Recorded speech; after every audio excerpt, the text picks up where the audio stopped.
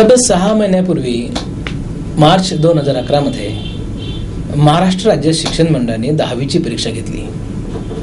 या परीक्षेमध्ये इंग्रजी आणि गणित, विशेषतः गणित विषयामध्ये पूर्ण महाराष्ट्रात अमरावती विभागात जवळजवळ 1,58,154 विद्यार्थी परीक्षेला बसले. त्यापैकी 69,909 उत्तीर्ण झाले. हा निकाल जर बघितला तर 44.20 होता. याचा दुसरा अर्थ असा आहे की 88,245 म्हणजे जवळपास 89,000 विद्यार्थी नापास झाले. आम्ही एकीकडे असं म्हणतोय की भारत ही महासत्ता होईल आणि या समाजातले 1,58,000 विद्यार्थी एकाच बॅच मधले, त्यातले 89,000 विद्यार्थी गणितासारख्या विषयात नापास होतात. आणि गणितात एवढ्या मोठ्या संख्येत विद्यार्थी नापास झाले तर आमचं भविष्य काय आहे? खरा विचार तर हा आहे की 10वीचं नापास होणं तेवढं आम्हाला चिंतेचं नाही. समाज एवढ्या मोठ्या संख्येत गणितासारख्या विषयात नापास होत असेल तर या राष्ट्राचं आणि या देशाचं कसं होईल? हा विचार तर आपण करूया, परंतु सुरुवातीला आपण आज विचार करूया की गणितामध्ये मुलं नापास का होतात आणि मग हाच प्रवास पुढे जेव्हा जाईल तेव्हा 10वीच्या गणितात नापास होणारे विद्यार्थी आणि मग गणितात पास कसं व्हायचं. आज माझ्यासोबत समर्थ हायस्कूलच्या, अमरावतीच्या समर्थ हायस्कूलच्या सौभाग्यवती माधवी मंगळूकर ह्या गणिताच्या विख्यात शिक्षिका तुमच्यासोबत आहेत. आनंदाची गोष्ट अशी आहे की त्यांचा जवळपास 22-23 वर्षाचा अखंड प्रवास गणित विषयाला घेऊन विद्यार्थ्यांशी सुरू आहे.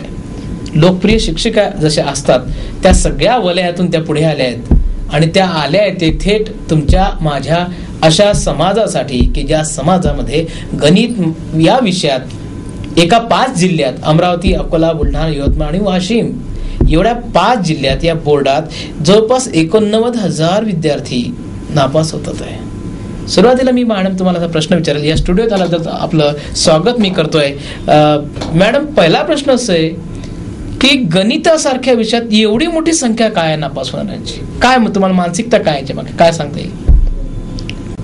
विद्यार्थ्यांच्या मनामध्ये गणित विषयाची मुळातच भीती असते. गणित हा विषय त्यांना कठीण वाटतो. याचं मुख्य कारण म्हणजे त्यांचा आत्मविश्वास कमी पडतो. गणित विषयाच्या मूलभूत क्रिया आणि संकल्पना त्यांच्या स्पष्ट नसतात आणि सरावाचा अभाव ह्या कारणांमुळे विद्यार्थ्यांची नापास होण्याची शक्यता जास्त असते. हो, पण म्हणजे जवळपास आपण बघतोय की बोर्डाचा सगळा निकालच गणितांनी पाडला. 44.20 एवढेच विद्यार्थी पास झाले. काय असं नेमकं सांगताय? ठीक आहे, भीती आहे, पण ही इतर विषयात असायला हवी होती, पण ती त्या प्रमाणात दिसत नाही. गणितामध्ये का बरं एवढं मुलं घाबरतात किंवा काय मानसिकता आहे गणिताची? गणित हा विषय मुळातच घोकमपट्टीचा नाही. गणिताला सरावाची आवश्यकता आहे, परिश्रमाची आवश्यकता आहे आणि सरावाचा अभाव हे मुख्य कारण या ठिकाणी आहे. विद्यार्थी पाहिजे त्या प्रमाणामध्ये सराव करत नाहीत आणि इथे पाठांतर करून चालत नाही. या विषयाचे उदाहरणं जास्तीत जास्त सोडवून बघावी लागतात आणि त्यामुळेच ती न सोडवल्यानेच विद्यार्थी अपयशी होतात. नाही, हा बरोबर आहे आपलं म्हणणं किंवा सरावाचा भाग असला पाहिजे, परंतु ही संख्या एकूण विषयाच्या तुलनेत, माझा मुख्य प्रश्न असा येतोय की एकूण विषयाच्या तुलनेत ही संख्या खूप जास्त वाटते. काय म्हणजे याचं त्यांना तंत्र समजत नाही की ते उलगडत नाही? काय अजून काय दुसरं कारण वाटतं आपल्याला? गणित विषयाचा अभ्यासक्रमही तसा बोजड आहे. सुरुवातीपासून त्यांच्या मूलभूत संकल्पना स्पष्ट नसल्यामुळे त्यांना गणिताचं एक ओझं निर्माण त्यांच्या मनावर होतं. पण तरीही गणित विषयाकडे ते जास्तीत जास्त सरावाकडे लक्ष देत नाही. हे एक मुख्य कारण आहे. सराव करत नाही असं मॅडमचं म्हणणं आहे. यावर्षी बोर्डामध्ये 2011च्या परीक्षेमध्ये फार मोठी संख्या आली नापास होणाऱ्यांची. प्रश्न तर असा आहे की मग आता ठीक आहे, नापास झालीत मुलं, त्यांनी आता अशी अपेक्षा आहे की प्रयत्न केले असतील, परंतु नापास होणारे विद्यार्थी कोणत्या गुणांमुळे नापास झाले हे आपण चर्चा करणार आहोत. प्रश्न तर असाच आहे मुख्य की ते नापास झाले म्हणजे नेमकं काय? कारण बोर्डाने फार मोठी सोय केली की 120 अधिक 30 असं गणिताचं आणि बाकी विषयात सुद्धा असं सूत्र केलेलं आहे. 30 मार्कापैकी त्या विषयावर पण चर्चा करणार होता की मुलं किती मार्क घेण्यात असफल ठरली म्हणजे नापास झाली.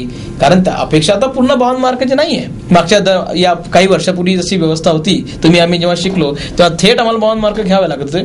ते आता नसतानाही संख्या वाढली आहे. आश्चर्यजनक आहे. काय वाटतं की किती मार्क विद्यार्थी मिळू शकत नाही सध्या? गणित हा विषय बोर्डामध्ये 150 गुणांचा आहे आणि 30 गुणांचं अंतर्गत मूल्यमापन बोर्डाने या अभ्यासक्रमासाठी ठेवलेलं होतं. बरोबर आहे. आपण एक कमीत कमी जरी पकडलं तरी किमान 20 ते 25 साधारण 25 मार्क्स प्रत्येकाचे बोर्डाकडे शाळेतर्फे अंतर्गत मूल्यमापनात पाठवण्यात आलेले आहेत. उर्वरित बीजगणिताचे 60 आणि भूमितीचे 60 असे 120 गुणांपैकी त्यांना 150 पैकी जर 35% आपण पकडलं तर साधारण 52 गुण त्यांना उत्तीर्ण होण्यास आवश्यक आहेत. बरोबर आहे. आणि या 52 पैकी 25 गुण त्यांचे अंतर्गत मूल्यमापनाचे गेलेले आहेत. बरोबर. ह्या सप्लिमेंटरी परीक्षेला किंवा पुरवणी परीक्षेला विद्यार्थ्यांना मी एक आणखीन सांगू इच्छिते की त्यांना ह्या अंतर्गत मूल्यमापनाचे जे गुण वार्षिक परीक्षेमध्ये आहेत तेच आताही ग्राह्य धरले जाणार आहेत. बरोबर. त्यामुळे समजा आपण एक 25 गुणांचं एक उदाहरण मी देते. 52 पैकी 25 गुण त्यांचे आधी गेलेले आहेत. 52 उणा 25 जर आपण पकडले तर 27 गुणांचा 27 गुणांची लढाई आहे खरी अर्थाने. ती जिंकू नाही शकले ते.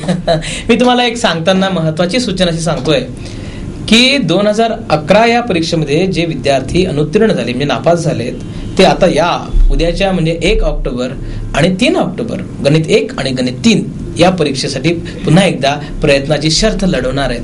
त्यांच्यासाठी आमचा हा संवाद आहे. कारण आता तुम्हाला माहित असेल की 2012 मध्ये जी परीक्षा येणार आहे त्यासाठी पुस्तक बदललेलं आहे.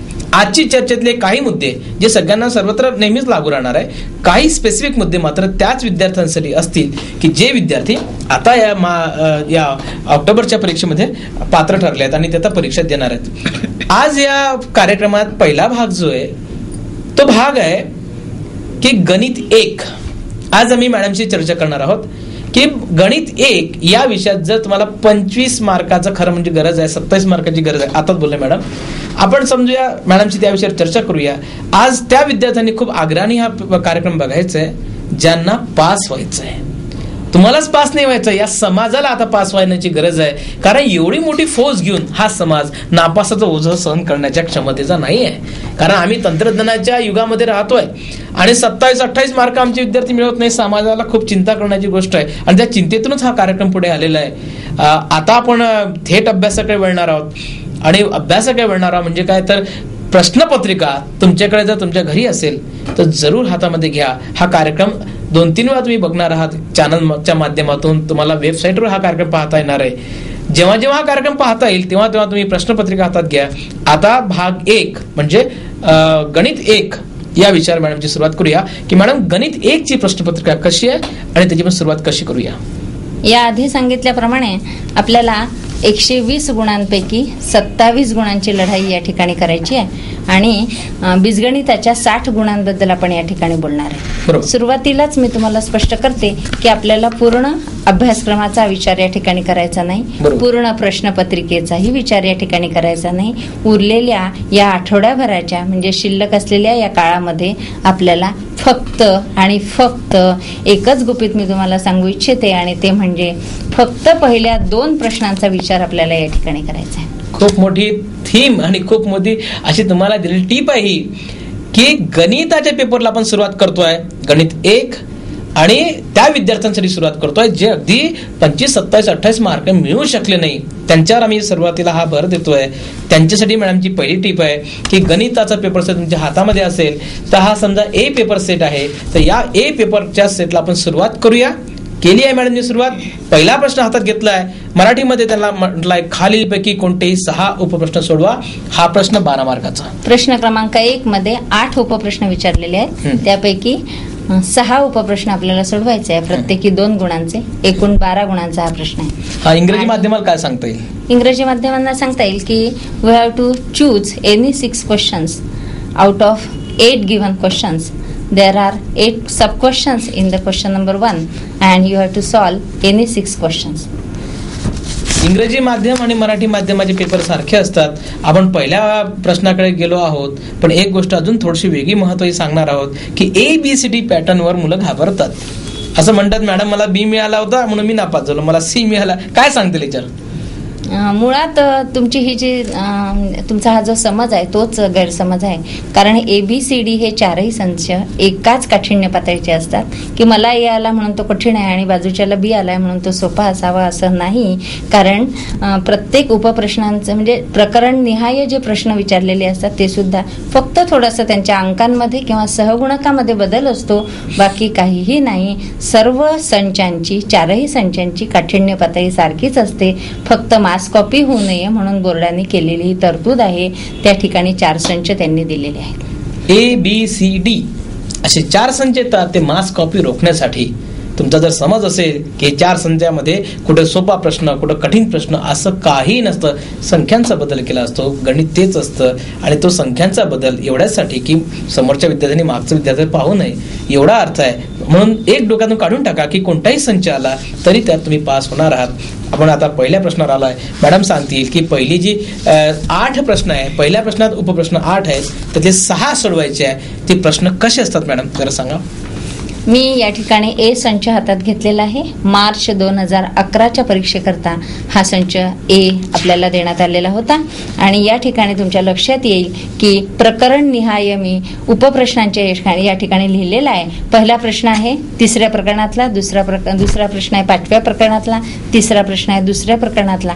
अशा प्रकारे जर आपण 4ही संचांची तुलना केली तर आपल्या असं लक्षात येतं की बीजगणिताच्या पुस्तकामध्ये प्रकरणांची संख्या आहे 11, विचारलेले प्रश्न आहेत 8. त्यामुळे कोणत्याही 8 प्रकरणांवर ह्या प्रश्नांना विचारण्यात येतं. पण फक्त 2 मार्कांचे प्रश्न, छोटे छोटे प्रश्न आपल्याला या प्रश्नासाठी करायचे आहेत. त्यापेक्षा फार मोठे आपल्याला करायचे नाही. प्रॉब्लेम सेट मधलेही उदाहरण आपल्याला करायचे नाही. यानंतर प्रश्न क्रमांक 1 मध्येच माझा असा प्रश्न आहे की तुम्ही हाच का चॉईस सांगताय की तो सोपा आहे का सोडवायला, की त्याला खूप सारे असं सहज सोडवण्यासारखं आहे का? ते काय का बरं हा सहज सोडवण्यासारखा आहे. सहज मुलांना सहज जमेल असा आणि आवडणारा, सहज सुटेल असा. स्टेप्स असतात का त्याला? हो, स्टेप्स असतात. 2 मार्कांचा आहे. 2 ते 3 स्टेपचं प्रत्येक उदाहरण असतं. आणि त्यांना एखाद्याने 2 स्टेप लिहिल्या तर मग कसं की त्याला मार्क पुरेसा मिळेल? नाही, साधारण विद्यार्थ्यांनी गुणांच्या प्रमाणामध्ये स्टेप्स कराव्यात. आणखीन एक सांगते थोडंसं की गणितामध्ये स्टेप्सना मार्क्स आहेत. अल्जेब्रा आणि जॉमेट्री, बीजगणित, भूमिती दोन्ही याच्यामध्ये तुम्हाला स्टेप्सना मार्क्स मिळतात. उत्तर जरी चुकलं तरीही स्टेप्सना मार्क्स मिळतात. पण उत्तर बरोबर असेल आणि स्टेप्स चुकीच्या असतील तर 0 गुण दिले जातात. उत्तर बरोबर आहे, स्टेप चुकीचे आहे, 0 गुण. लक्षात घ्या, महत्वाची टिप्स आली आहे. परंतु तुम्ही जर स्टेप्स लिहिल्यात आणि या स्टेप्स लिहिल्या आहेत आणि उत्तर चुकलं तर मग काय? स्टेप वाईज मार्क दिले, स्टेप वाईज मार्क दिले जातात. लक्षात घ्या की एखाद्या वेळेस समजा स्टेप चुकली, स्टेप चुकली आणि उत्तर बरोबर आहे तर ते फारसं योग्य नाही आहे. उत्तर बरोबर आहे आणि स्टेपही बरोबर आहे तर पूर्णच मार्क आहे तुमच्या हातामध्ये. पण उत्तर चुकलं करता करता आणि स्टेप्स लिहिले आहे तुम्ही तर मार्क मिळतात आहे. मॅडमनी सगळ्यात मोठी टिप्स गणित 1 या प्रश्न सेट मधल्या पहिल्या प्रश्नावर दिली आहे. पहिला प्रश्न एकूण पर्याय 8, त्यातले लिहायचे 6 गुण 12. या 12 गुणामध्ये तुम्हाला 6 सोडवायचे आहे. मॅडमच्या म्हणण्यानुसार 2-2 मार्काचे प्रश्न आहेत. आता हे करण्यासाठी काय केलं पाहिजे नेमकं? हे प्रश्न सोडवायचे तुम्हाला. हे प्रश्न सोडवण्यासाठी आपण किमान 4 ते 5 वर्षांचे प्रत्येकी 2-2 पेपर, अॅन्युअल आणि सप्लिमेंट, ऑक्टोबर आणि मार्चचे असे पेपर तुम्ही हाताळा. टेक्स्टबुक वरनं अभ्यास नाही केला तरी चालेल. फक्त ह्या प्रश्नसंचांमधले उदाहरणांची तुम्ही जर सराव केला तर तुमच्या असं लक्षात येईल की आपण म्हणजे ज्या परीक्षेला तुम्ही सामोरे जाणार आहात त्या परीक्षेतील उदाहरणं सहज सोडवू शकाल. तुम्ही हा कार्यक्रम पाहत असाल तेव्हा कदाचित तुमच्याकडे 8 दिवस, कदाचित 9 दिवस असतील. हा वेळ फार कमी आहे. फार मोठी टिप्स मॅडमनी सांगितली आता की हे जे प्रश्न आहे प्रश्न क्रमांक 1 मध्ये म्हणजे जवळपास 12 मार्काचे प्रश्न आहेत, 6 सोडवायचे आहेत. याचं आता काय उत्तर आहे? आता काही पुस्तक घेऊन बसणं शक्य नाही. बसलोय तरी सगळं स्मरणात राहणं शक्य नाही. ते शक्य असतं तर आपण नापास झालंच नसतो आणि उत्तीर्ण झालं नसतो. म्हणजे कुठेतरी आपण सरावामध्ये कमी पडतो, हे सत्य आम्हा सगळ्यांना मान्य आहे. मग आता काय तर आता खूप मस्त टीप आणली आहे की 5 वर्षाचे मागचे, तुम्हाला जास्त वर्ष मिळतील तर अजून चांगलं आहे, ऑक्टोबर मार्च म्हणजे 10 पेपर सेट हातात घ्या. हे प्रश्नसंच बाजारामध्ये जे उपलब्ध साहित्य आहे त्याच्या मागच्या बाजूला बोर्डाचे प्रश्नपत्रिका छापल्या जातात आणि त्या सहज उपलब्ध होतील. म्हणजे प्रश्नपत्रिका तुम्हाला अजूनही मिळू शकतात. प्रश्नपत्रिका जर तुम्ही कलेक्ट केल्या तर त्या प्रकरण वाईज जे छोटे प्रश्न आहेत, बरोबर ना, प्रश्न क्रमांक 1 मधले, त्याचा सराव करा ना, मग तुम्हाला 12 मार्क मिळायला काही अडचण नाही. हे पहिली टीप तुम्ही सगळ्यात महत्वाची लक्षात घ्या की मागील 5 वर्षाचे ऑक्टोबर आणि मार्च या वर्षाचे या परीक्षांचे पेपर जमा करा. आणि ते जमा फार करावं लागत नाही. विद्यार्थ्यांना माहित आहे की असे पेपर कुठल्या साहित्यामध्ये ते मिळतात. आणि पेपरचा वापर महत्वाचा, पेपर वाचा आणि पेपरचा वापर सुरुवातीला करा, तर नक्कीच तुम्हाला 12 मार्क मिळतील. पहिल्या प्रश्नावर आपण होता, पुढच्या प्रश्नावर येऊ. प्रश्न क्रमांक 2 कडे आपण वळतोय. या ठिकाणी 12 गुणांचा हा पुन्हा प्रश्न आहे. 4 उपप्रश्न सोडवायचे आहे. विकल्पासह या ठिकाणी 6 उपप्रश्न तुम्हाला दिलेले आहेत आणि याही ठिकाणी 4ही संचाची तुलना केली तर तुमच्या असं लक्षात येईल की प्रकरणनिहाय हे उपप्रश्न 4ही संचांमध्ये सारखे आहेत. आता 6च उपप्रश्न विचारले असल्यामुळे आणि 11 प्रकरण आहेत बीजगणितामध्ये, त्यामुळे अचूक असं सांगता येणार नाही आपल्याला की नेमकं ह्या प्रकरणातले येतील आणि ह्या प्रकरणात ते येणार नाही. पण जर तुम्ही 4 ते 5 वर्षाच्या प्रश्नपत्रिकांचा सराव केला तर निश्चितच हे सर्व प्रश्न तुमच्या ओळखीचे होतात आणि प्रश्नपत्रिका हातात पडल्यावर तुम्हाला ते निश्चित सोडवता येतील अशी माझी खात्री आहे. दुसरा जो प्रश्न आहे प्रश्नपत्रिकामधला म्हणजे गणित 1 मधील प्रश्न क्रमांक 2 जो आहे तो आता मी वाचेल की खालीलपैकी कोणतेही 4 उपप्रश्न सोडवा. 4 उपप्रश्न सोडवायचे आहे आणि एकूण गुण आहेत 12 आणि म्हणजे 3 मार्काचा हा प्रश्न आहे. थोडासा मोठा प्रश्न आहे आणि यासाठी मुद्दाम जर तुम्हाला सोडवायचं असेल तर तुम्ही सर्वात महत्वाची गोष्ट पुन्हा एकदा तीच केली पाहिजे की या प्रश्न क्रमांक 2 ला मागील अनेक वर्षात जे पेपर सेट आले आहे ते करा. पण मॅडम तुम्ही हा आग्रह का धरताय, त्याच्यामागे काय लॉजिक आहे? नाही, आता अवधी आपल्याजवळ खूप थोडा आहे. आणि संबंध अभ्यासक्रम किंवा संबंध टेक्स्टबुकचा अभ्यास करण्या इतका वेळ आपल्याजवळ नाही. बरं. आणि आधीच मनाचा इतका गोंधळ आहे, या विद्यार्थ्यांची द्विधा मनस्थिती आहे आणि ह्या याच्यातून नेमक्या वेळामध्ये अचूक जे करता येईल ते प्रश्न क्रमांक 1 आणि 2च आहेत. बीजगणिताचे 24 आणि भूमितीचे 24 असे 24 आणि 24 48 गुणांना आपण सामोरं जातोय. त्यातून आपल्याला 27 मिळवायचे आहेत. म्हणजे आता बीजगणितामध्ये 12 आणि 12 असे 24 मार्क तुम्हाला अगदी पहिल्या फ्रंटवर मिळू शकतील अशी शक्ती तुम्ही लावली पाहिजे. आम्ही जरी म्हणालो की 27-28 ची तुम्हाला गरज आहे तरी 27-28 म्हणजे की लिहिल्याबरोबर 27-28 भेटतील असं अजिबात शक्यता नाही. त्यामुळे गणितामध्ये म्हणजे बीजगणितामध्ये म्हणजे मॅथ फर्स्ट मध्ये तुम्हाला 24 मार्क कव्हर करता येतील. पण हे 24 मार्क कव्हर करण्याचा एक गुरुमंत्र मॅडमने दिलाय तुम्हाला आणि तो म्हणजे मागील 5 ते 6 वर्षाचे पेपर सेट घ्या, त्यातले प्रश्न क्रमांक 1 प्रश्न क्रमांक 2 हे करा. पण मॅडम तुमचा काय अनुभव आहे की असे पेपर सेट केल्यावर काय होतं, किती प्रश्न रिपीट होतात, काही अंदाज आहे का की होतात का रिपीट? कधी होतात फक्त फिगर बदलतात की प्रश्न येतात डायरेक्ट? नाही, अंक तर गणिताच्या पेपरमध्ये बदलतातच. बरोबर आहे. अगदी टेक्स्टबुक मधलेही अंक तसेच्या तसेच येतील असा म्हणजे पेपर सेटच नाही तशी सूचना असते आणि त्यामुळे तसेच्या तसे प्रश्न बहुतेक उचलून टाकत नाहीत. थोडासा फेरबदल असतो पण उदाहरणं ओळखीची असतात, विद्यार्थी ते सहज सोडवू शकतात. किती छोटी गोष्ट आहे. म्हणजे आता बघा तुमच्याकडे 8 दिवस असतील कदाचित, तर तुम्ही असं करा ना की पेपर सेट आणा. पेपर सेट म्हणजे काय असेलच कदाचित, तुम्ही केला असेल यापूर्वी अभ्यास, तर आता उत्तरांचा अभ्यास न केला कदाचित तर प्रश्नांचा अभ्यास तर नक्कीच केला असेल. पेपर सेट आणा आणि आज बसा सकाळपासून आणि बघा की पहिल्या प्रश्नामध्ये 2006 मध्ये काय आलं, 7 मध्ये काय आलं, 8 मध्ये काय आलं, 9 मध्ये काय आलं, 10 मध्ये काय. ती प्रश्न समजा एकत्र केली तर मला वाटते प्रत्येक पहिल्या प्रश्नामध्ये समजा 8 प्रश्न आहेत तर 5 वर्षाचे 8×40 आणि 80 प्रश्न जमा होऊ शकतात मार्च आणि ऑक्टोबर. 80 प्रश्नाची मेहनत जर तुम्ही घेतली, 80 प्रश्न सोडून पाहिले आणि त्याच्यावर खूप लक्ष केंद्रित केलं तर काय होईल, तर त्यात तुम्हाला 12 मार्काचं पिकअप लगेच मिळेल पहिल्या प्रश्नामध्ये. आणि दुसऱ्या प्रश्नामध्ये पुन्हा तेच 4×12 आहे, एकूण 6 प्रश्न आहेत, 6×12 1 वर्षाचे आणि 5 वर्ष समजा 60 प्रश्न. हे 60 आणि ते 80 140 प्रश्न आता करायला जास्तीत जास्त 2 दिवस किंवा 3 दिवस पुरेसे आहे. 3 दिवसात तुम्ही 140 प्रश्न सोडवले आणि तेच डोक्यात ठेवले तर तुम्हाला 24 मार्क मिळतील. गणित 1 या विषयात पास होण्याकरता तुम्ही पुढच्या प्रश्नाकडे बघायचं काय? मी मॅडम तुम्ही सांगा की काय पुढच्या प्रश्नाकडे नाही बघायचं?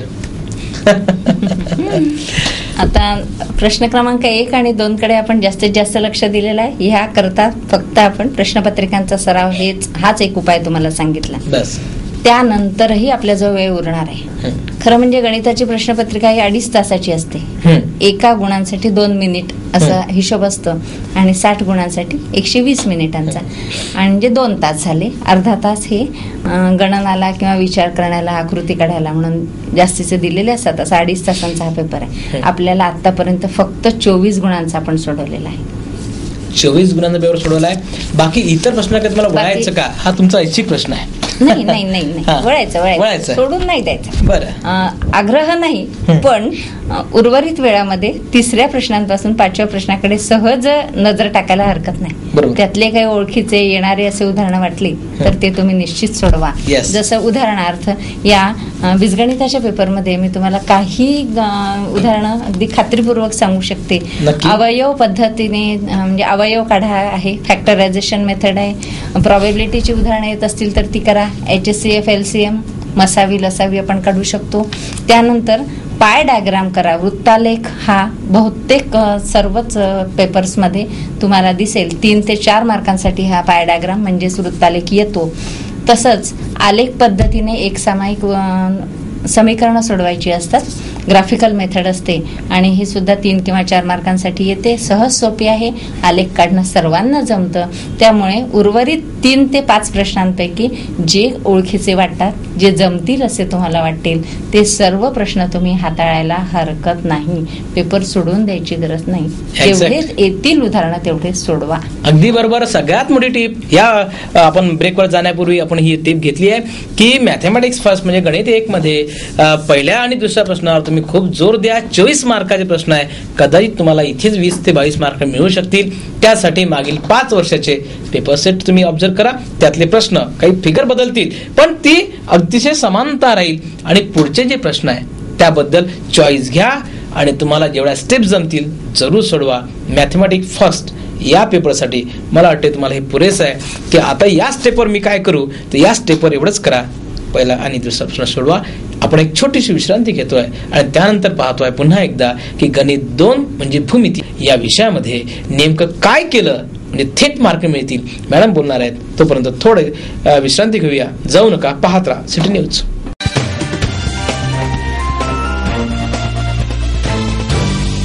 आपण बघत होतो की जवळपास शिक्षण मंडळाच्या परीक्षेमध्ये 90,000 विद्यार्थी 89,000 विद्यार्थी गणितासारख्या विषयात नापास झालेत. खरं म्हणजे हे समाजासाठी खूप चिंतेची बाब आहे. अल्जेब्रामध्ये आणि जॉमेट्रीमध्ये अशा प्रकारचं काही समीकरणच नाही आहे का की मुलं मोठ्या संख्येत पास होतील. मॅडमने अगदी पहिल्या भागात सांगितलं तुम्हाला की प्रयत्न कमी पडलेत. हे खरं आहे, पण असे म्हणता येईल ना की तुम्हाला नेमकं कळलं नसेल की हे केलं पाहिजे. परीक्षेकडे परीक्षेसारखं बघितलं पाहिजे. ही सगळ्यात मोठी पालकांना माझी इथे सूचना आहे. जे लोक आता हा कार्यक्रम बघतात आहे त्या पालकांनी कृपया यासोबत बघितलं पाहिजे की कशा प्रकारे आपली मुलं अभ्यास करतात म्हणजे पान क्रमांक 1 पासून पान क्रमांक 172 पर्यंत असं वाचत जातात का गणित? नव्हे. आता ती वेळ निघून गेली आहे. आता आपल्याला नेमकं काय करता येईल? सर्वात महत्वाची गोष्ट की तुम्ही पास होऊ शकता हे विश्वास ठेवा. या कार्यक्रमानंतर तुम्ही अभ्यासाला लागा आणि ही सगळ्यात मोठी गोष्ट आहे की तुम्ही सांगितलं तेवढं जरी केलं तर तुम्ही पास होणार. कारण पास होणं हे प्रत्येक विद्यार्थ्याचा हक्क आहे. तो तुम्ही गमवू नका. आणि आपण पास होण्याकरता हा सगळा उठाठव एवढी मोठी ताकद लावतोय की विद्यार्थ्यांनी मोठ्या संख्येत पास झालं पाहिजे. कारण पास जर झाले नाही तर समाजातले प्रश्न वाढत जातील. विशेषतः मुलींचे प्रश्न फार गंभीर होत जातात. समाजाचे विविध स्तर आहे आपल्या भारतीय समाजामध्ये आणि मग मुली जर वारंवार नापास होत गेल्या आणि सर्वात मोठा धोका तो तुम्हाला आता सांगायला हरकत नाही, मॅडमची परमिशन असेल की कोर्स बदललाय. 2 टर्म 4 टर्म काय बोर्डाचे नियम आहे. बोर्डाच्या नियमानुसार तुम्हाला त्या संधी फार मिळणार नाही आहे आणि मला वाटतं 2 टर्मच मिळतात माझ्या माहितीनुसार. तर 2 अटेम्प्ट मध्ये तुम्ही पास झाला तर ठीक आहे, नाही तर पुन्हा नवीन कोर्स असा काहीसा नियम असेल तर तो दुरुस्त करून घ्या, तो पाहून घ्या. पुन्हा संधी मिळणार नाही आहे. आणि त्या विषयावर तुम्ही वर्षभर अभ्यास केला किंवा शाळेमध्ये गेलात, तुमच्या शिक्षकांनी खूप जीव तोडून तुम्हाला शिकवलेलं होतं, पण तो तुमचं अवधान कुठेतरी कमी पडलाय. कुठेतरी आमची सामाजिक आर्थिक जी व्यवस्था असते तेही याला बऱ्यापैकी कारणीभूत असते, हे आम्हाला मान्य आहे. आणि त्या सगळ्या तळमळीतून, त्या सगळ्या प्रक्रियेतून आम्ही लोक गेलो आहोत. आणि म्हणूनच आज आम्ही मॅथ फर्स्टवर मॅडम ज्या समर्थ हायस्कूलमधून आता गुणवत्ता यादीमध्ये येणाऱ्या विद्यार्थ्यांची संख्या प्रचंड आहे. आणि त्याही शाळेमध्ये जी वेगवेगळ्या वर्गातली मुलं येतात त्यांना शिकवताना जो अनुभव संग्रहित होतो तो अनुभव तुमच्याशी शेअर केला जातोय. आणि ही जी शिक्कामोर्तब आहे या विषयावर की हो यांनी सांगितलेलं आहे, याला अगदी खात्रीलायक तुम्ही समजा. त्याचं कारण असं आहे की गेल्या 20, 22, 25 वर्षात जो अनुभव असतो तो अनुभव तुमच्याशी आता मॅडम शेअर करतात आहे. गणित 2 बद्दल मॅडम पेपर सेट बद्दल काय सांगते तर सांगा ना. गणिताचे प्रश्नपत्रिका हातात घेतल्यानंतर आपल्या लक्षात येतं की भूमितीच्या बाबतीमध्ये प्रश्न क्रमांक 1 मध्ये पुन्हा तोच प्रकार आहे. 12 गुणांचा प्रश्न आहे हा आणि 8 उपप्रश्न आपल्याला विचारलेले आहेत. त्यापैकी 6 उपप्रश्न प्रश्न क्रमांक 1 मध्ये सोडवायचे आहे.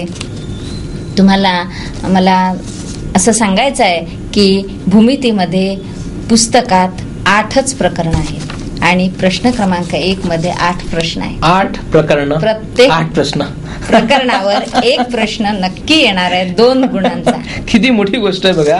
भूमितीमध्ये 8 प्रकरण, 8 प्रश्न. 8 प्रश्न प्रश्न Yes. क्रमांक 1 मध्ये. येस, प्रश्न क्रमांक 1 म्हणजे तुम्हाला प्रत्येक प्रकरण करणं आहेच, याशिवाय हो. पर्याय नाही. पण प्रत्येक प्रकरणातले अगदी सोपे सोपे छोटे छोटे सुटसुटीत असणारी उदाहरणं तुम्हाला करायची आहे आणि ती तुम्हाला प्रश्न क्रमांक 1 मध्ये दिसणार आहे. सोबत तोच फॉर्म्युला आपला की मागील पेपर सेट हातात घ्या. अर्थात पर्याय नाही. लक्षात घ्या विद्यार्थी मित्रांनो की मागील पेपर सेट पाहिल्याशिवाय आणि त्याचा सराव केल्याशिवाय तुम्हाला लगेच काही तारणहार होणार नाही, लगेच काही तुम्हाला यश मिळणार नाही. वेळ काढावा लागेल. जर इथून तुमच्याकडे 4 दिवस असतील किंवा 6 दिवस असतील, तुम्हाला सकाळपासून बसावं लागेल. तुम्ही रोज जर 2-3 तास अभ्यास करत असाल तर जरा बदला, आज 12 तास अभ्यास करा. काही बिघडत नाही. सकाळी 8 ते रात्री 8 असा अभ्यासाला बसा. पहिला प्रश्न भूमितीचा आपण मॅडमच्याकडे जाऊया की कसे प्रश्न असतात पहिल्या प्रकरणात. सांगा मॅडम. पहिल्या प्रश्नामध्ये पहिल्या प्रश्नांमध्ये 2 गुणांचे 8 प्रश्न आहेत. 6 सोडवायचे आहेत आपल्याला. प्रत्येक प्रकरणातला 1 कसं उत्तर कसं असते 2 मार्कांचा आहे आणि 2 ते 3 स्टेप्स मध्ये आपल्याला सोडवायचं आहे. हा, ती मुलं सोडवतात का? तुमचा काय अनुभव राहिला? नाही, सोडवतात मुलं. सहज सोडवू शकतील सराव जर केला तर. नाही कठीण नाही. लक्ष द्या, लक्षपूर्वक करून बघा, सराव करा, तुम्हाला निश्चित यश मिळेल. निश्चित यशाची खात्री सांगितली आहे मॅडमनी.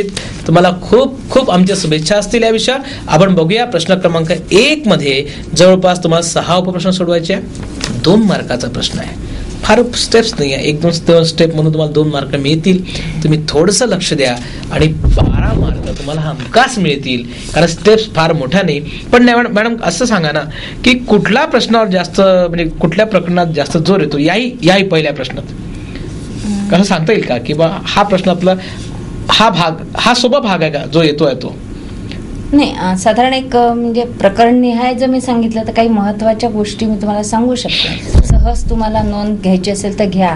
तुमच्या सोबत जर पुस्तक यावेळेला असेल तर पुस्तकांवर तुम्ही खुणा करू शकता.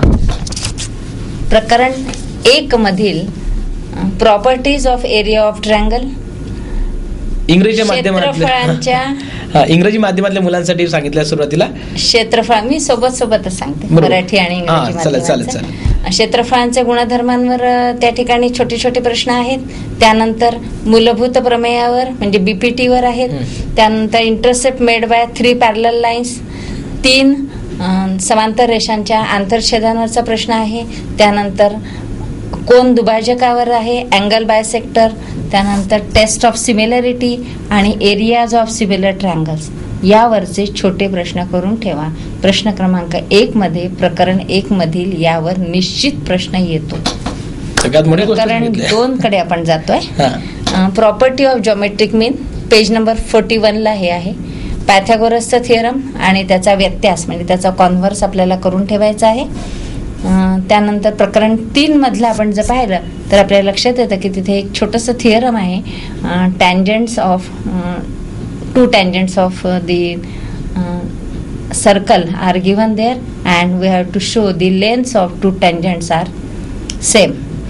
Then in chapter number 4, exercise 4.1 and 4.2, theorem on cyclic quadrilateral, चक्रीय चौकोनावरचं एक प्रमेय त्या ठिकाणी आहे.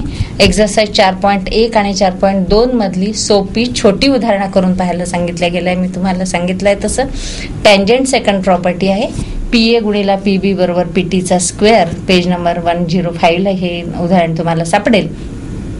प्रकरण 5 जे आहे त्यामध्ये भौमितिक रचना आहे आणि हे प्रकरण विद्यार्थ्यांना गुण मिळवण्यासाठी अधिक फायद्याचं आहे. प्रकरण 5 सगळ्यांनी लक्ष द्यायचं आहे. यामध्ये 6 मूलभूत रचना आहेत. पुस्तकात उघडल्यानंतर तुम्हाला 5व्या प्रकरणात सुरुवातीलाच या 6 छोट्या छोट्या रचना तुम्हाला दिसतात. त्या सहज सोप्या आहेत करायला. त्यानंतर त्यात 8 मुख्य रचना आहे. हे प्रकरण जर व्यवस्थित लक्ष देऊन गेलं तर साधारण 13 गुणांचे प्रश्न पूर्ण प्रश्नपत्रिकेत तुम्हाला मिळतात. विद्यार्थी मित्रांनो, सर्वात मोठी टीप भूमिती विषयाची, प्रकरण 5 उघडा, दिवस घालवा त्यामध्ये लागले तर, पण 13 मार्क मिळवा. त्यासाठी तुम्हाला करायचे आहे रचना. आणि त्या तंतोतंत येतात का मग की बदलतात? थोडेसे फक्त माप बदलतात, लांबी बदलते, सेगमेंटची, रेषाखंडाची, मीडियन्स किंवा मध्यगेची लांबी बदलते.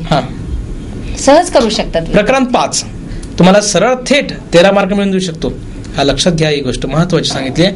आणि नंतर 6, 7, 8 6व्या प्रकरणामध्ये त्रिकोणमिती, ट्रिग्नॉमेट्री यातलेही छोटे 2-2 गुणांचे प्रश्न फक्त करा.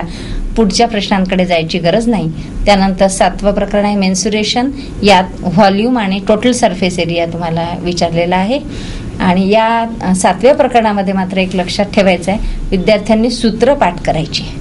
सूत्र जर पाठ नसतील तर उदाहरण सोडवण्याला अर्थ राहणार नाही. सूत्र अचूक असेल तुम्हाला 1 गुण तात्काळ मिळेल. किमती टाकून त्याचं अचूक उत्तर काढा. स्टेप वाईज मार्क्स मिळतील. आणि शक्य आहे का म्हणजे आता या स्टेपवर 7 प्रकरण सूत्र होतील का पाठ? सहज छोटी छोटी सोपी सूत्र आहे. आपण पूर्ण पुस्तक कव्हर करायला नाही सांगितलं त्यांना. अगदी नेमकं जे करायचं आहे त्यांना तेवढंच आपण सांगितलेलं आहे. आणि जेव्हा आपण प्रश्न क्रमांक 1 आणि 2चा सराव त्यांना करायला सांगतोय तर ते 1 आणि 2चे प्रश्न या घटकामध्ये नक्की तुम्हाला मिळणार आहे. करेक्ट. 8 चॅप्टर 8वं चालू आहे आपलं. 8वं चॅप्टर आहे. यामध्ये अंतराचं सूत्र आहे, डिस्टन्स फॉर्म्युला आहे, कोऑर्डिनेट जिओमेट्री चॅप्टर आहे, सेक्शन फॉर्म्युला आहे, इंटरनल आणि एक्सटर्नल त्याचा, मिड पॉइंट फॉर्म्युला आहे आणि सेंट्रॉइडचा मध्यगेचा फॉर्म्युला एक सूत्र त्या ठिकाणी दिलेलं आहे. हे जर सूत्र पाठ केले आणि अचूक किमती जर तुम्ही टाकल्या, इथे जर अचूक कॅल्क्युलेशन्स, अचूक गणन तुमचं आलं, उत्तर अचूक येतं आणि 3 मार्कांपर्यंतचे उदाहरण तुम्ही सहज सोपे आणि सहज सोडवू शकता. तुम्ही भूमितीच्या प्रश्न क्रमांक 1 आणि 2 याकडे आपण पहिल्या प्रश्नावर आता पाहिलेलं आहे काम. आता दुसऱ्या प्रश्नाबद्दल सांगा ना, की 4 उपप्रश्न सोडवा, 12 मार्क, म्हणजे 3 पुन्हा तोच फॉर्म्युला आहे जो 3 गणित 1 मध्ये आहे, बीजगणितामध्ये जो होता सोपा आहे. 4 प्रश्न, प्रत्येकी 3 मार्क, गुण 12. 6 उपप्रश्न दिलेले आहेत, त्यापैकी 4 सोडवायचे आहेत आणि 2 आणि 3 गुणांचे प्रश्न. मी आता जे घटक तुम्हाला प्रकरण निहाय सांगितले त्यामधून तुम्हाला निश्चित मिळतील. प्रकरण 5 विसरू नका. 5 मध्ये तुम्हाला 13 मार्क आहे, हे विसरू नका. त्यानंतर आणखीन एक टीप महत्वाची वाटते या ठिकाणी. भूमितीमध्ये प्रकर्षाने या ठिकाणी काही स्टार थिअरम दिलेले आहेत. बरं, पुस्तकामध्ये साधारण स्टार थिअरमची संख्या आहे 9. हे कोणत्या प्रकरणांमध्ये आहे ते थोडक्यात नोंदवून घेऊ शकतात. हा, कृपया लिहा. पेज नंबर, प्रकरण नंबर मॅडम सांगणार आहेत. स्टार थेरमचा प्रश्न आहे, मराठीमध्ये आपण ते प्रकरण क्रमांक 1 मध्ये आहे. मूलभूत प्रमेय, प्रमाणाचा मूलभूत प्रमेय आणि त्याचा व्यत्यास. 1.2 BPT and it's converse on page number 7 and 8.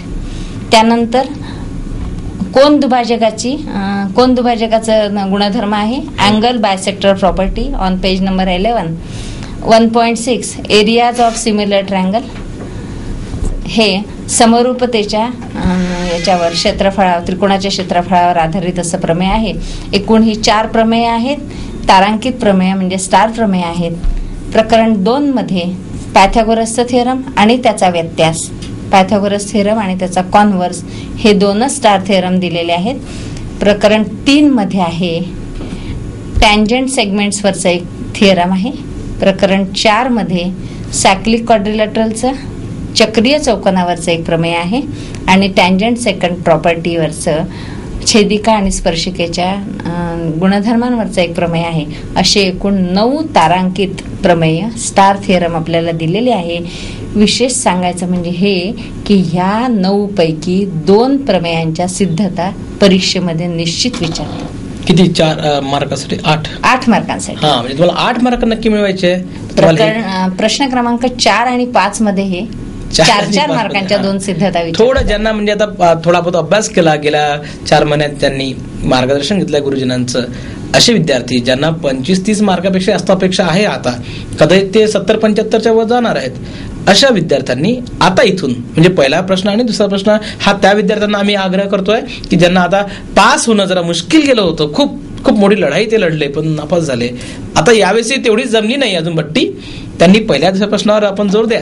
पण ज्यांची भट्टी बऱ्यापैकी जमली आहे आणि त्यांना वाटते की आपण मार्क मिळवूया, पण अजून कसे चांगले मार्क मिळवता येईल याचा जर प्रयत्न करायचा आहे तर प्रश्न क्रमांक 4 आणि 5 बीजगणिताच्या पेपरच्या सारखंच भूमितीमध्ये आपण 2 प्रश्न सोडवून झाल्यानंतर उरलेली प्रश्नपत्रिका वाचणार आहोत. त्यातून जे जमतील ते तारांकित प्रमेय आहे, कन्स्ट्रक्शन म्हणजे रचना करायच्या आहेत, ते ओळखीचे उदाहरण आपल्यासाठी राहणार आहेत आणि आपण ते नक्की सोडवणार आहोत. या कार्यक्रमाच्या शेवटच्या टप्प्यात मी मॅडमला हा प्रश्न विचारणार आहे की गणित किंवा भूमिती, अल्जेब्रा और जॉमेट्री या पेपरला नेमकं सोडवायचं कसं, त्याचे तंत्र जे आहे ते तंत्र ऐकूया आणि मग आपण या विषयाकडे थांबूया.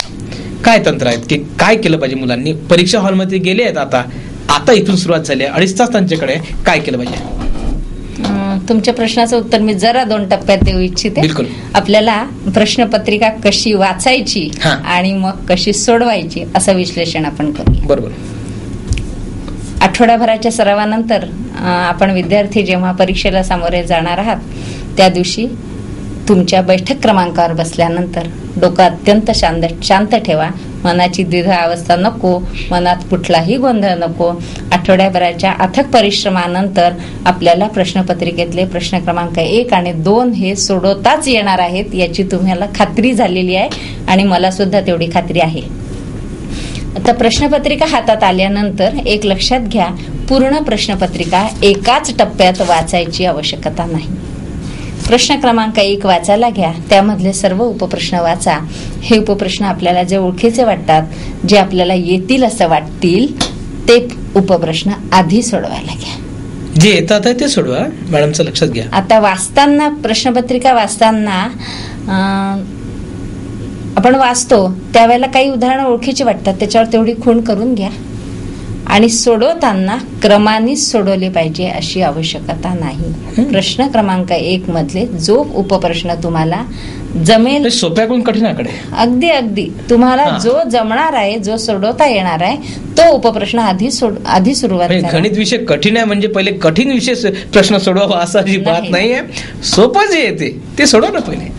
आणि काय आहे माहितीये का, याचं गुपित एक आहे गणिताचं. पहिलाच प्रश्न तुम्ही सोडवला, खात्रीला एक येणारा असला, तो सहज सुटला, तुमचा आत्मविश्वास वाढेल आणि नंतरची उदाहरणे तुम्हाला सहज सुटतील.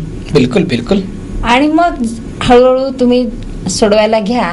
प्रश्न क्रमांक 1 मधले उपप्रश्न मागे पुढे झाले तरी हरकत नाही, घाबरण्याचं कारण नाही, पण प्रश्न क्रमांक मात्र अचूक टाका. आणि मग जिथे कुठे अडणार आहात तिथे सोडून द्या. थोड्या वेळाने विचार करून लिहिता येईल, पुढच्या प्रश्नाकडे जा. असं करता करता प्रश्न क्रमांक 2 पर्यंत आपलं सोडवून झालं, मनासारखं आपल्याला जमेल असं दिसलं, तरीही 3ऱ्या 4थ्या 5व्या मधले मग कोणते ओळखीचे वाटतात, आपल्याला येतील असे वाटतात ते सोडवायला घ्यायचे आहेत. उदाहरणार्थ बीजगणितामध्ये आपण वृत्तालेखाकडे आपण लक्ष आपलं वेधलेलं आहे. एक सामायिक समीकरण आपण आलेख पद्धतीने सोडवणार आहोत, त्याच्यावरची उदाहरणं तुम्हाला निश्चित मिळतील.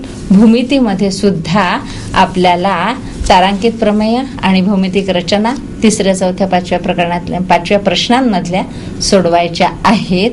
शिवाय भूमितीमध्ये आणखीन एक टीप आहे महत्वाची, आणि ती म्हणजे ज्या प्रश्नांच्या सिद्धता लिहायला येतात त्या प्रश्नांची सिद्धता आपल्याला लिहिता नाही आली तरी चालेल, पण ते उदाहरण वाचा. त्याच्यामध्ये नक्की काय दिलेलं आहे, काय विचारलं आहे. गिव्हन आणि टू प्रूव्ह, आकृती काढायची असल्यास आकृती काढा, आकृती दिलेली असल्यास आकृती काढायची आवश्यकता नाही. तुम्ही पक्ष आणि साध्य लिहिलं, गिव्हन टू प्रूव्ह लिहिलं तरी तुम्हाला 1 गुण त्या ठिकाणी मिळतो. या दोन्ही प्रश्नपत्रिकेत सगळ्यात महत्वाची गोष्ट अशी, प्रश्नपत्रिका हातात पडल्यानंतर उदाहरणं काळजीपूर्वक आणि शांततेने वाचा. एखाद्या जत्रेत तुम्ही गेलात, खूप लोक आहेत आणि एकही माणूस ओळखीचा नाही, तुम्ही गोंधळून जाल, तुम्हाला वाटेल कुठे येऊन गेलो आपण. किती लोक असू द्या ना, 4 माणसं आपल्या ओळखीचे भेटले की आपल्याला वाटते जत्राच आपली आहे. अगदी तसंच करतात आहे की तुम्ही ते प्रश्न पहिले लिहा की जे प्रश्न मला ओळखीचे आहे, त्याबद्दल तुम्ही अभ्यास केलाय, सराव केलाय. आणि सर्वात महत्वाची गोष्ट मॅडमने सांगितली की ही पेपर तुम्हाला आता जो मार्चमध्ये पेपर मिळाला होता, तो पेपर तुम्ही आता अगदी डोळ्यात फोटो सारखा फिट करा की तुम्हाला हे माहित पाहिजे की पहिल्या पानावर येणार आहे तो पहिलाच प्रश्न, त्याच्यामध्ये येणार आहेत 8 पर्याय, त्यातले सोडवायचे 6, प्रत्येक प्रश्नाला 2 मार्क आणि पहिला प्रश्न आहे 12 मार्काचा.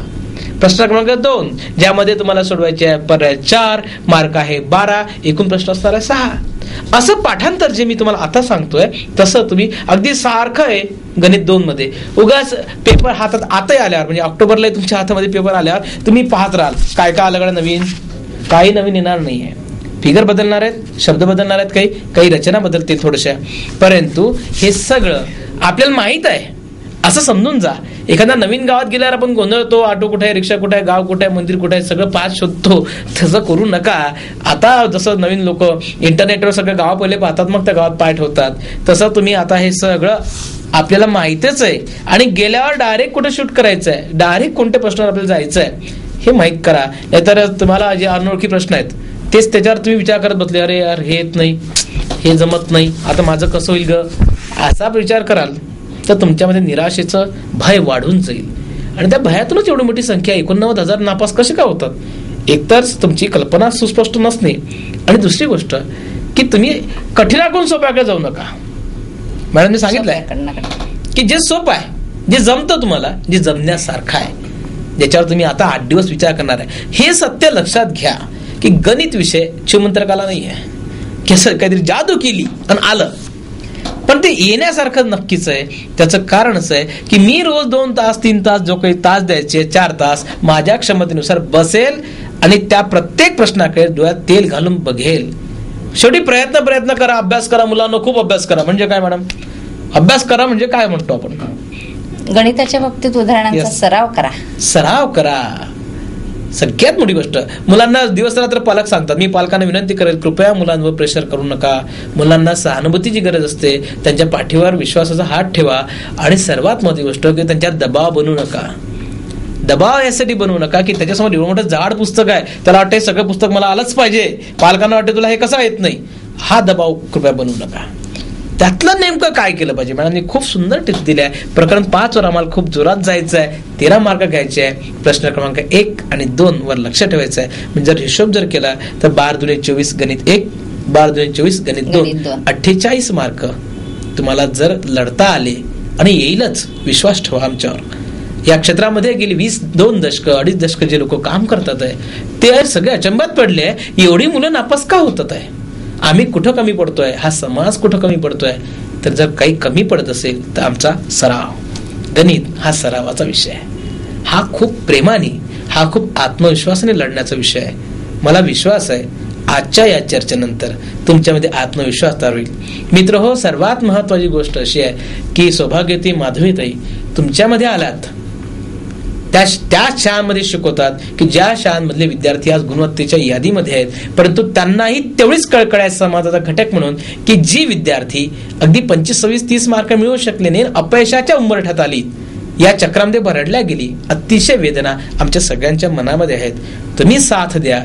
तुमच्यासाठी आता तुमच्यासमोर एक डिस्प्ले होतोय नंबर, त्या मोबाईलवर तुम्ही मॅडमशी थेट बोलू शकता. सायंकाळी 8 ते 9 या वेळामध्ये तुम्ही जो आता कार्यक्रम बघितला त्या कार्यक्रमासंदर्भात, किंवा अभ्यास करता करता असं वाटलं की नाही मला हे थोडंसं थेरम जमत नाही, मला ही त्रिज्या समजली नाही, छोटे प्रश्न आहे, किंवा मॅडम मला खूप अशी गणिताची भीती वाटते हो, काय करू, असाही प्रश्न आला तर घाबरू नका. अगदी आपण हक्कानं फोन करा, मॅडमशी तुमच्या अडचणी शेअर करा. या डिस्प्लेवर जो नंबर येतोय मोबाईल नंबर, तो तुम्ही लिहून ठेवा. आणि सायंकाळी 8 ते 9 या वेळामध्ये या फोनवर कदाचित खूप फोन असतील, ते एंगेज जाईल. तरी तुम्ही प्रयत्न करा. परीक्षेच्या दिवसापर्यंत, परीक्षेत जाण्यापर्यंत आम्ही सदैव तुमच्या सोबत आहे. विद्यार्थ्यांनो, या परीक्षेला सामोरे जाताना आणखीन एक महत्वाची बाब तुम्हाला सांगावीशी वाटते की उदाहरणांचा सराव तुम्हाला करायचा आहे, परिश्रम करायचे आहेत, पण महत्वाचं हे आहे की वेळेवर आपल्याला कुणाचीही मदत मिळणार नाही. कॉपी मुक्त परीक्षा आपण देणार आहोत. त्यामुळे वेळेवरच्या मदतीची अपेक्षा न ठेवता परिश्रम करा, उदाहरणांचा सराव करा. देव तुम्हाला निश्चित यश देईल. आज मला फार आनंदाने सांगता येईल की यानंतरच्या लढाईमध्ये तुम्ही एकटे नाही आहात. आम्ही सगळे तुमच्या सोबत आहोत. तुमच्या यशाला पायरीपर्यंत नेण्याकरता आम्ही सिद्ध आहोत. आमची कळकळ जर खरंच प्रामाणिक असेल तर तुम्ही आजपासून अभ्यास कराल. पालकांना सोबत घ्या आणि पालकांना मी विनंती करेल की कृपया मुलांना प्रोत्साहित करा, निराश करू नका. कारण हा समाज निराश झाला नाही पाहिजे, ही मुलं निराश झाली नाही पाहिजे. गणितासारख्या कठीण विषयात आज मंगळूरकर मॅडम इथे आल्यात. मी स्टुडिओच्या वतीनं मी त्यांचा फार आभारी आहे आणि त्या आता तुमच्याशी बोलणार आहेत थेट मोबाईलच्या या नंबरवर. तुम्ही डिस्प्लेवर जो नंबर होतोय तो नंबर जरूर लिहून ठेवा आणि संपर्कात राहा. तुम्ही यश मिळवा एवढंच सांगेल. यश भव. धन्यवाद.